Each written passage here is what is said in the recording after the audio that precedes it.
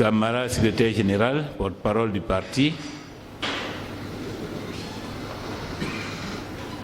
chers camarades représentants l'UDTCI, camarades secrétaires nationaux, et vous tous, membres des différentes instances du parti, qui avez accepté de participer pendant ces 2 jours à ces réflexions sur le programme de gouvernement du Front populaire ivoirien. Je voudrais d'abord vous remercier en vos grades et qualités pour la densité des interventions que nous avons enregistrées, que nous avons écoutées au cours de ces 2 jours qui nous ont rassemblés ici dans le cadre du séminaire d'actualisation du programme de gouvernement du Front populaire ivoirien. Je voudrais tout particulièrement remercier le camarade Kwadio Komwe Augustin et du pays. Et puis il faut reconnaître aussi que parfois les cadres du FPI ont donné le sentiment de ne pas être très mobilisés sur les réflexions scientifiques, sur les réflexions techniques. Nous avons à certaines occasions eu à le déplorer dans les réactions sur le suivi de l'action gouvernementale. Tout ceci m'avait enclin à considérer que peut-être que ce séminaire serait plutôt le lancement de nos réflexions sur le programme de gouvernement du Front populaire ivoirien.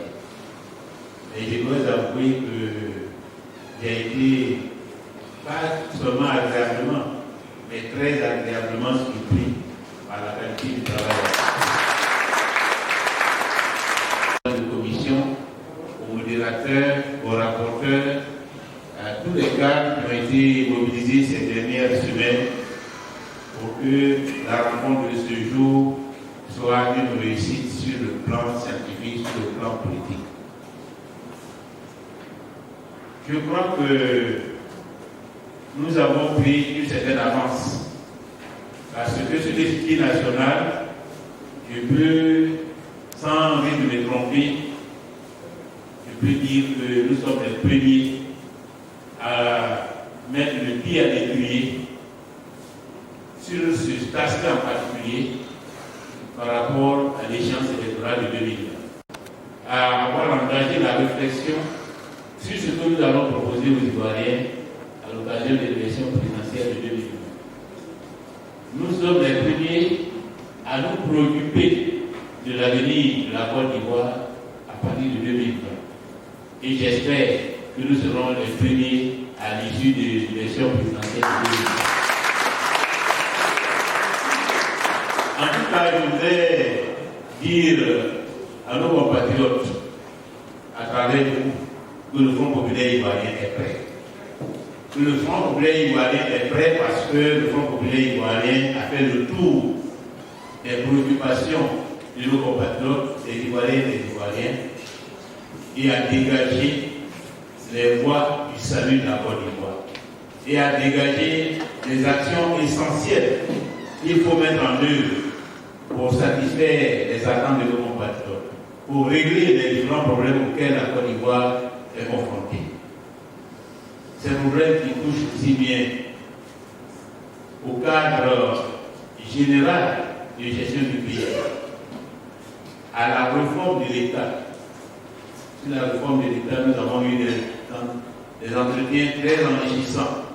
Nous avons noté ensemble la nécessité de réformer l'État de Côte d'Ivoire, de moderniser l'État de Côte d'Ivoire, parce que l'État est au centre du programme de développement national, de moderniser les institutions de la République, d'instaurer un système présidentiel plus modéré, plus ouvert aux populations, plus ouvert à la démocratie, plus ouvert à la participation nationale,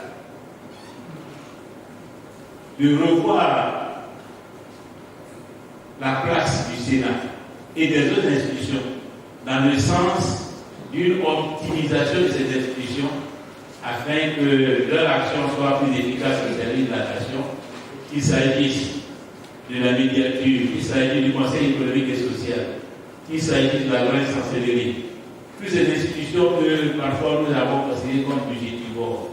Comment faire en sorte que leur mission soit mieux prise en charge et que le coût pour la collectivité nationale soit moins lourd. Nous avons parlé aussi de la justice. Une justice au service de la paix et du développement. Une justice au service de la démocratie. Une justice au service de l'économie nationale. Au service de l'environnement des affaires.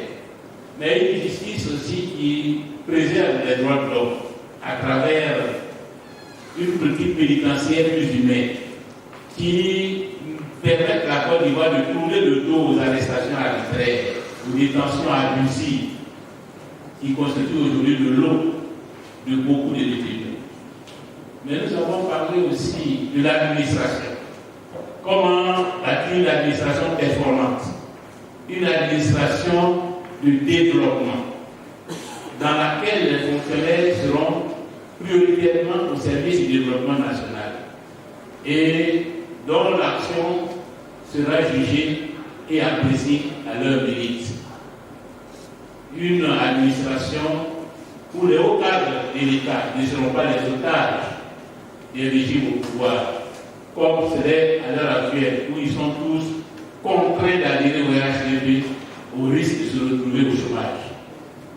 Nous avons aussi parlé de l'économie, parce que la Côte d'Ivoire a beaucoup de défis à relever dans le domaine de l'État, mais surtout dans le domaine des infrastructures, dans le domaine de la création d'emplois, dans le domaine de la modernisation sociale, dans le domaine de la préservation de l'environnement et de l'écologie.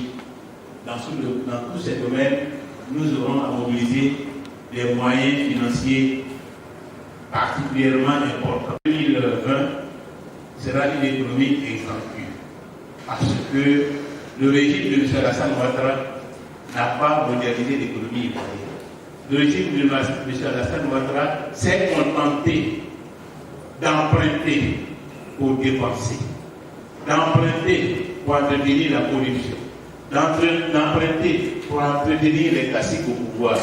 À telle enseigne qu'à l'heure actuelle, il a reconstitué la dette publique qui était de 2 000 milliards à la fin au début de l'initiative PPTE et se retrouve aujourd'hui à plus de 10 000 milliards. Explose les recettes fiscales, c'est-à-dire les retombées pour l'économie ivoirienne baissent. Nous aurons donc à écrire une situation difficile. On fait preuve d'imagination pour créer la richesse. Une richesse qui sera d'abord le fruit du travail de nos compatriotes. Pour cela, nous avons des propositions pertinentes et audacieuses qui tournent autour de mettre les Ivoiriens au travail. Aujourd'hui, seulement 10% de la population active est véritablement au travail au service du développement de la Côte d'Ivoire. 90% des actifs, soit près de 8 millions d'Ivoiriens, sont dans l'informel et gagnent moins de 50 000 francs par mois. Ce sont ceux-là qui constituent la force sur laquelle nous allons nous appuyer pour redresser la Côte d'Ivoire et pour bâtir une économie performante. Nous ferons en sorte que ces 8 millions d'Ivoiriens soient dans l'économie moderne, soient de l'informel, qu'ils soient assistés à tout point de vue par l'État, de manière à ce qu'ils apportent une contribution significative au redressement national, à la création des richesses, à alimenter le budget de l'État de manière à ce que, dans tous les domaines, qu'il s'agisse de l'éducation, de la santé, de l'emploi, des logements, de l'électricité et de l'eau potable, la Côte d'Ivoire ait les ressources nécessaires pour aller au-devant des attentes de nos compatriotes. Mais nous avons justement parlé du social et nous avons parlé des infrastructures. Dans le domaine social, le constat que les observateurs nationaux comme internationaux font, c'est que le social a été le parent pauvre de la politique nationale sous l'ère de M. Alassane Ouattara. Que l'école est sinistrée, que nos hôpitaux sont devenus des mouroirs, qu'il n'y a aucune politique pour le logement, que ce sont les déguerpissements sauvages qui sont servis aux populations ivoiriennes, que toutes les voies sont dégradées. Et malgré ce qu'on nous montre, cela ne constitue que la face visible d'un grand iceberg de voies dégradées à travers la Côte d'Ivoire. Il n'y a pas de politique pour le transport ferroviaire, il n'y a aucune politique pour le transport maritime, il n'y a aucune politique pour le transport fluvio-lagunaire, aucune politique pour le transport aérien. Ce sont tous ces défis-là que nous devons relever, à commencer prioritairement par le transport routier. Comment construire plus de 5000 km de nouvelles voies bitumées? Comment désenclaver tous les centres de production? Comment relier tous les chefs-lieux de département et de sous-préfecture? Comment faire en sorte que la Côte d'Ivoire soit reliée à l'ensemble des pays de la sous-région afin qu'elle soit un véritable pôle économique pour toute la sous-région? Ce sont là les défis que nous avons décidé de relever ensemble à travers le programme que nous avons adopté pour les infrastructures. Et au niveau social, l'éducation nationale, nous savons tous que de nombreux enfants n'arrivent pas à aller à l'école, faute d'infrastructures, faute d'enseignants, faute de ressources pour les parents. Il s'agit pour nous d'aller et de faire en sorte que l'école soit le creuset de la construction nationale, que nos enfants que nous mettons à l'école soient les ressources, les principales ressources sur lesquelles nous allons nous appuyer pour le développement national. Pour cela, il faut que tous les enfants en âge d'aller à l'école puissent accéder à une école, que le taux de scolarisation puisse atteindre les 100% que l'on observe dans les pays émergents. Quand on nous sert l'émergence, mais alors que nous sommes à quelques mois de 2020, aucun signe de l'émergence n'est perceptible. Sur ce chapitre encore, nous avons été roulés dans la farine par M. Alassane Ouattara, mais les Ivoiriens ne doivent pas désespérer, parce que le Front populaire ivoirien est prêt à relever ce défi-là et à faire en sorte que leurs enfants, tous les classes à l'école, qu'ils ne soient pas obligés de s'appauvrir, de s'endetter pour pouvoir éduquer les enfants. Que la démocratie, l'État de Côte d'Ivoire sera à leur côté, afin que l'avenir de leurs enfants soit assuré. Et que lorsqu'ils vont sortir de l'école, parce qu'ils auront toutes les chances d'aller jusqu'au cycle universitaire, ils puissent trouver des emplois qui leur permettent, eux aussi, de s'occuper de la vieillesse, de ceux qui désormais au monde. Dans le domaine de la santé, nous savons tous que le système sanitaire est abîmé, que tous les CHU d'Avignon sont en train de fermer, parce qu'ils sont tous dégradés, que le budget alloué à la santé publique est loin des normes internationales.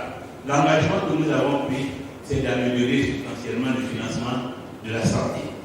De considérer que la santé est la première ressource humaine pour les hommes qui doivent produire le développement. C'est pourquoi nous avons décidé d'être ambitieux dans ce domaine, à la fois en prenant des engagements pour que tous les chefs-lieux de région puissent disposer d'un CHU, pour que chaque commune des deux grandes capitales comme Abidjan puisse disposer d'un centre hospitalier universitaire, et pour que demain, les Ivoiriens, où qu'ils soient à moins de 10 km d'un centre de santé rural. Ce sont ces engagements-là que nous allons réaliser demain avec nos compatriotes. Je voudrais donc terminer en disant que nous n'avons pas oublié l'environnement. Le dernier thème qui nous a rassemblés ici est apparu en définitive comme la colonne vertébrale du programme politique que nous allons proposer aux Ivoiriens. L'environnement est devenu une question centrale. L'écologie est devenue une question centrale. Le développement durable est le repère de toutes les politiques de développement à travers le monde. L'état de vie, c'est l'enjeu du développement durable. Nous avons décidé de relever ce défi, de la transition écologique, de relever le défi de la transition énergétique et d'aborder le développement de la Côte d'Ivoire dans cette perspective où la question du réchauffement climatique est devenue un défi, un enjeu majeur à travers le monde, où la question de la transition dans la vision du monde. Et donc, c'est pour cela que j'ai été particulièrement heureux des propositions qui ont été faites par la Commission Environnement, Cadre de Vie et Habitat, parce que ces propositions-là sont nouvelles, ces propositions sont avant-gardistes, ces propositions nous permettent de prendre une avance sur tous les partis politiques en Côte d'Ivoire et une avance sur les défis que la Côte d'Ivoire doit relever. Je voudrais vous dire infiniment merci d'être venu, d'avoir mis votre intelligence au service de l'avenir de la Côte d'Ivoire, d'avoir mis votre intelligence au service de la reconquête du pouvoir par le Front populaire ivoirien.